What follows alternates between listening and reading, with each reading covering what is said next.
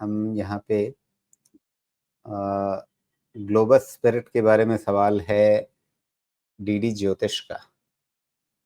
इन्होंने पूछा 880 पे इन्होंने ले रखा है, क्या करें इस पर? यहीं पे आपको मेरा वो जो अभी थोड़ी देर पहले सूला वाला थीम मैंने आपको समझाया था सबको ना, इस चीज़ को रिलेट कीजिएगा। पता नहीं क्या हो गया है, ख़ैर इसमें तो बहुत बढ़िया है भाई साहब, क्वालिटी का मामला है। अब कुछ भी हो, वो प्रीमियम ही होना चाहिए, डिस्पोजेबल इनकम बढ़ता है ना तो यही सब होता है। ये तो गड़बड़ है। ग्लोबल स्पिरिट कंट्री लिकर में है ना ज़्यादा ये, तो इसका डिमांड और वो भी शायद रीज़नल है, जहाँ तक मैं तो ये सेक्टर के स्टॉक ज़्यादा एनालाइज़ नहीं करता। ये ठीक नहीं है, इसका जो भी है इनफैक्ट इसका नेकलाइन गया हुआ है 735 वाला।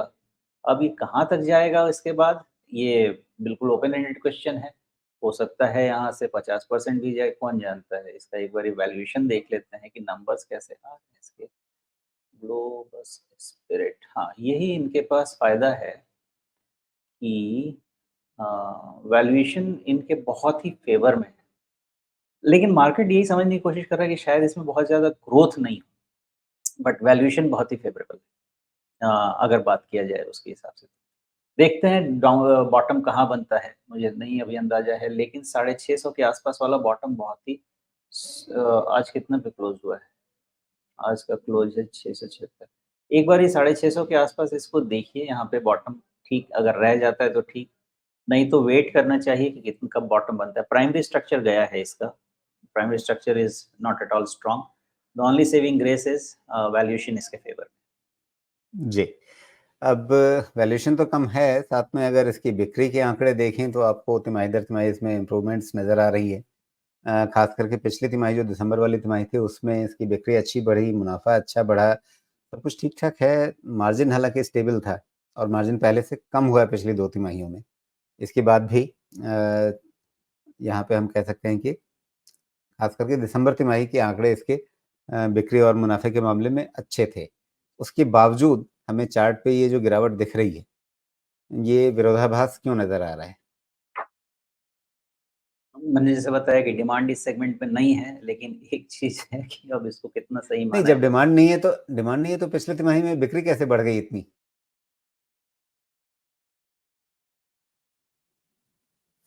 शोमेश जी का संपर्क टूटा है, अब इंतज़ार करते हैं, कोशिश करते हैं कि हाँ, चलिए। जी, शोमेश जी।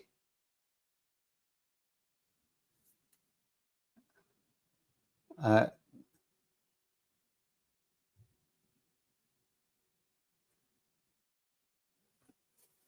बीच में तकनीक ने थोड़ा-सा धोखा दिया है, तो इंतज़ार करना पड़ेगा हमें कि शोमेश जी वापस जुड़ें और उसके बाद फिर हम उनके साथ इस सवाल-जवाब के सिलसिले को आगे बढ़ाएँ।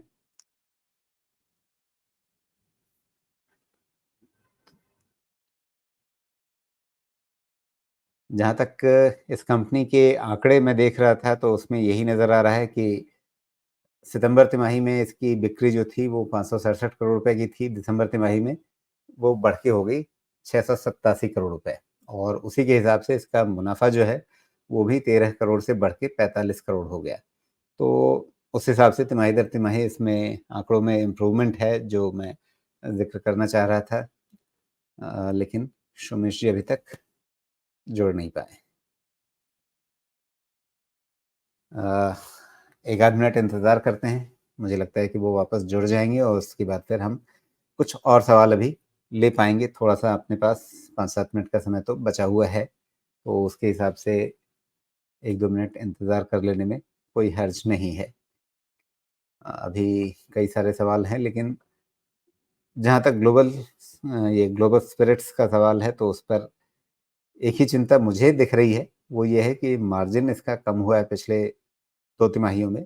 इसका कारण क्या हो सकता है? शायद इसी एक वजह से बाज़ार जो है, वो थोड़ा-सा चिंता में पड़ा हो कि बिक्री तो बढ़ रही है, लेकिन मार्जिन कम हो रहा है।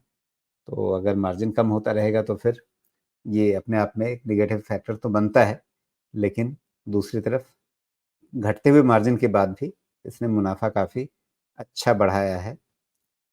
हालाँकि उसमें शायद योगदान होगा अदर फैक्टर्स का भी, क्योंकि ऑपरेटिंग प्रॉफ़िट इसका अगर आप देखेंगे, तो वो पिछली तिमाही में ऐसा कुछ ख़ास नहीं बढ़ा है, उसके बाद भी मुनाफ़ा अच्छा बढ़ा है। तो अदर इनकम का कोई योगदान है, अदर इनकम का कोई बड़ा योगदान नहीं है। ये अपने आप में दिलचस्प किस्सा है।